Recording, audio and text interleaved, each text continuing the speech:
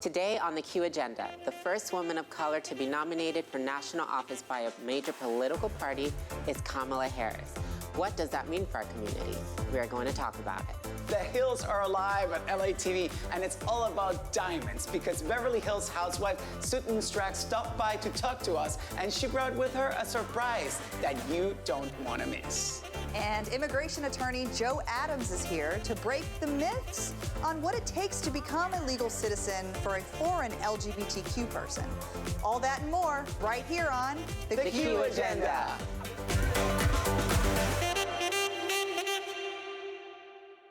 When former Vice President Joe Biden announced his running mate, the historic selection of Senator Kamala Harris of California, he added a candidate to the ticket with a pro-LGBTQ political record that goes back to 2004. So will Kamala Harris make America gay again? Let's discuss.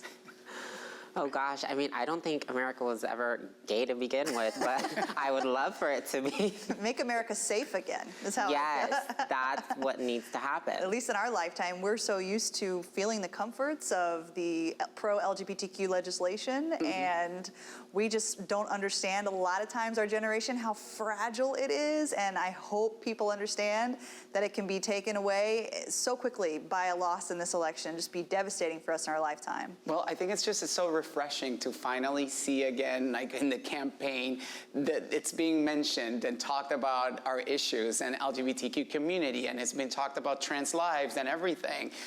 It's back where it's been, for me, 4 years of like tone deaf people that you don't see the stories anymore. And now if you go on to the website for Biden's plan, it just has huge pages and pages and pages on planning on what they want to do for the community and improve it in safety and in resources. So, I mean, Kamala Harris has been working for the community since 2014, and she was raised in San Francisco, I believe Oakland, around that area, which is super liberal. So I have faith that if they win, we will be having a different conversation.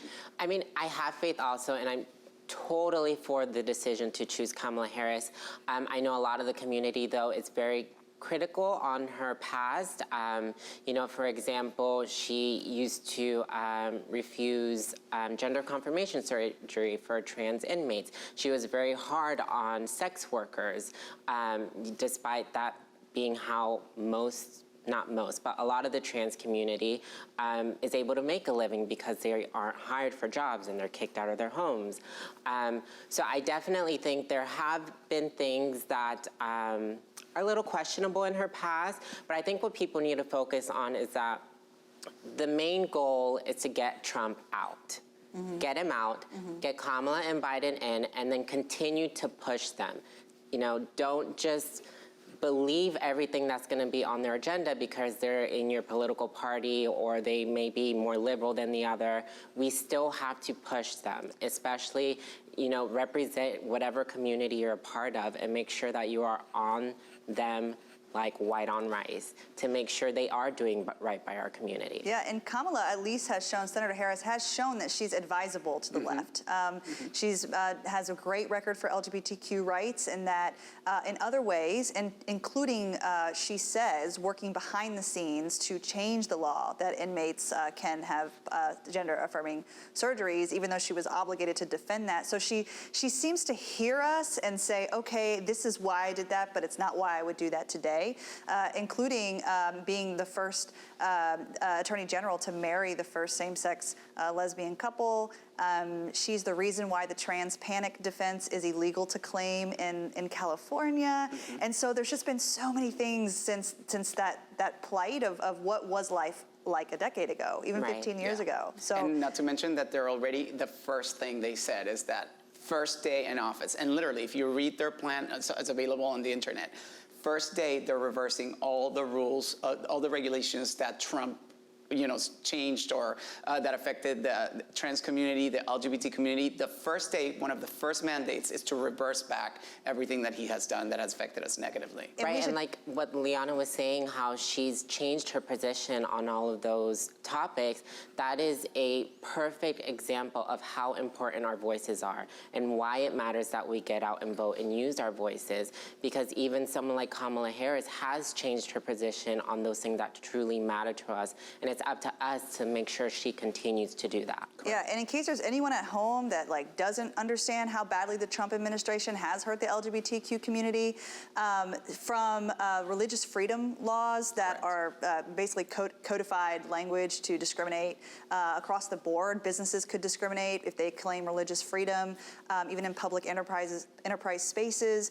They removed LGBTQ, anything from the website. They removed LGBTQ people from the census. They banned trans people from the military. It goes on and on, these dehumanizing things that they pretend like we don't even exist. And so they gotta go. Adoption, everything, absolutely. I mean, it brings back hope. So unfortunately, that's all the time that we have. But when we come back, we're hitting the 90210, so don't go anywhere.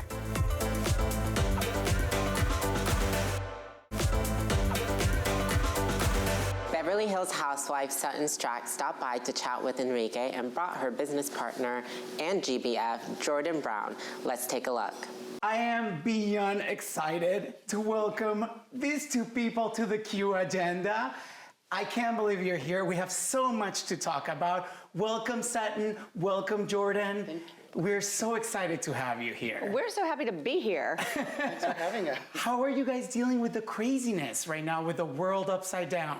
Well, we have to remember we did wear our masks, but now we're social distancing. Yeah, safely. So, but we're just kind of doing that, and I think just with the store and stuff, being really diligent on keeping all the rules. And if I could just tell everybody one message is to wear the mask and follow the rules so that we can calm this down and not go into further quarantine. I'm even with my kids, I'm no. Absolutely. Yeah, so we're really strict. Yeah. All it takes is wear a mask. So That's it. please, wear a mask. Yeah. We have free Sutton masks. Yeah. Right? We're going to get into that because we're super excited. I mean, when we got those masks, it was like a celebration, the Q Agenda. Oh, y'all are so cute. But I want to start from the beginning. I want our viewers to learn a little bit about the Sutton concept.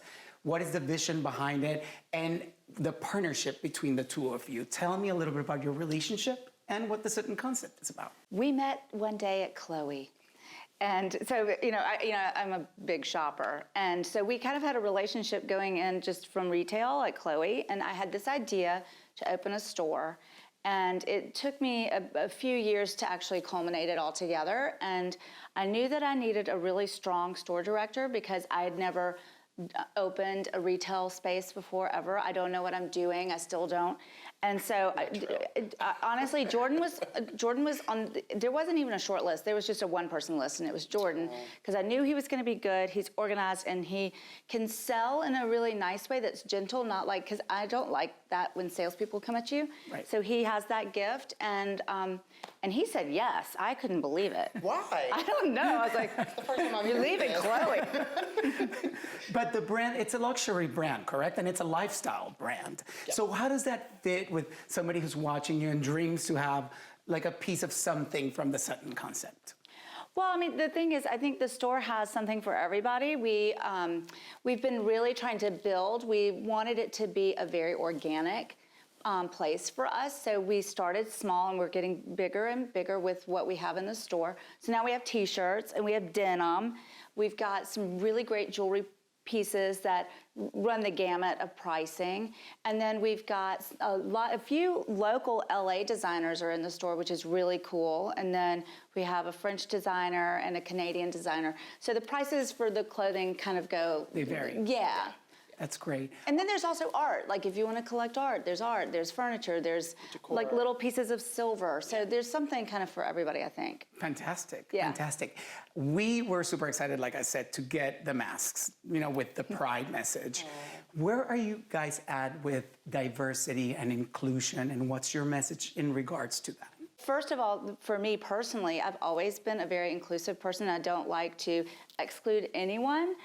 This has been a very interesting past few months, and I think because I think even our staff is very diverse in race and sexual orientation, all of that. We're kind of like the store, kind of we run the gamut. So, you know, that's how I live my life personally, and I definitely wanted the store to kind of mirror what I do in my personal life. Well, and additionally, you guys are located in the heart of Boytown. Exactly.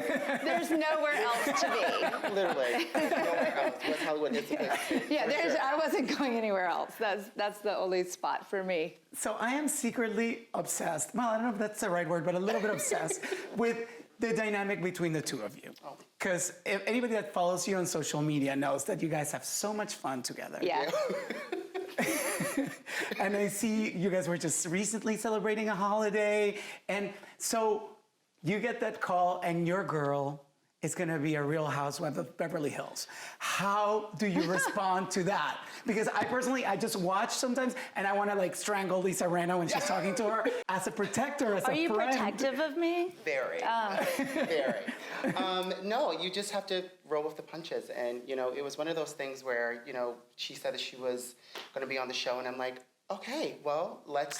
Next level to the puzzle we're going to just add. Because you actually got the show after the store was actually... Right, yeah. We had been in the workings for the store for many months Yeah. before I was even asked to audition. So we just went with the flow. But I think Jordan knows that I can, you know, I'm not always nice.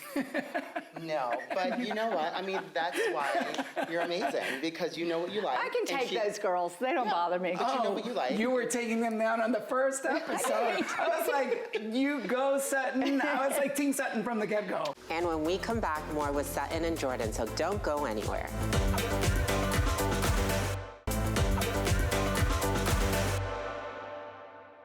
And we're back with more from Sutton and Jordan. I want to know, what have you learned about yourself since you started doing the show? Gosh, you know, I think doing the show and then opening a store at the same time really put me through a tremendous growth period. Like, it's one of those growth spurts when kids go to camp and they go and they're little and then they come back and you're like, who is this person? So I've just gotten a bit more confident and stronger and not afraid to express my opinion to people. And I think it works really well in the business world too, because I can say flat out, no, I don't like it. Or, you know, also I think that working with those girls and getting to know them, you have to express your opinion and then you have to be able to say when you're wrong. So I think those are probably the biggest lessons that I've learned so far. So I guess for those who think that it's scripted to a certain degree, they're completely wrong. I tell everybody, I don't know who could write this stuff. It is impossible. And I've been writing a screenplay and I'm like, I wish I could write this, because every time we were all together, we didn't know what was going to happen. And everybody was just being themselves. So, that really was really cool when we really do get to know each other and form friendships. So that whole thing is completely real. What is your pride message from both of you? Your pride message to the community? You know, I don't know. I come from I was a dancer growing up, and I went to a fine arts high school. So for me, the community, the gay community now, with all different types of sexual orientation in the community, I don't even see it. And I think the biggest pride moment is knowing that we can all get along, no matter what we are, who we are, how we can all work on this together. And I think it's not just a pride thing for, LGBTQ, it's also for, us straight people. We need to be a part of that as well. As It's, allies. so I think that's where the pride comes. And I actually want to say, I am very proud of our country that we are allowed to express our feelings, and whether we're in a protest or whether we're just going to a bar together. I just love that we have a country that can support that. Yeah, I mean, I would have to piggyback on what Sutton said. I just love the fact that we can actually, have a sense of community now.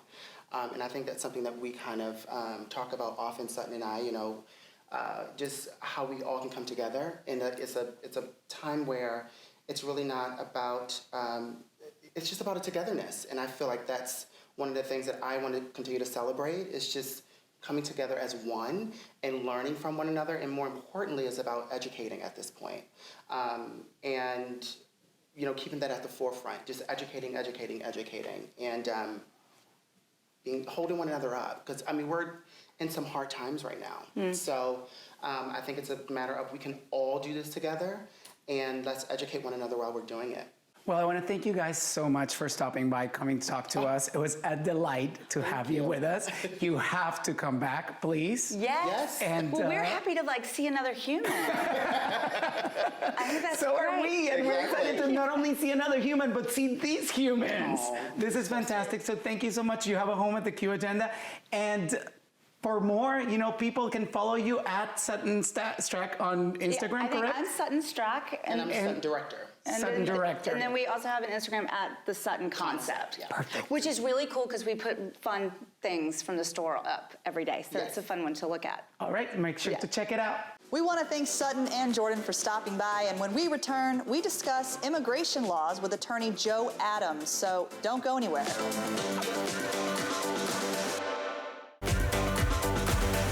Some call him the visa guardian angel, and today, to dispel myths about what it takes to navigate the immigration system in the U.S., is lawyer Joe Adams. Welcome to the show, Joe. Welcome, Joe. Thank you all very much for having me. I appreciate it. Thanks for being here. I think a great place to start might be all of the half of America that just says, hey, come here legally, like it's an easy process. Could you explain why that's not exactly a fair statement? That is a myth that we hear over and over and over again in immigration. People have the misconception that just turning up to the border unprepared will somehow get you legal status. And that's just not the case. The immigration system is complicated.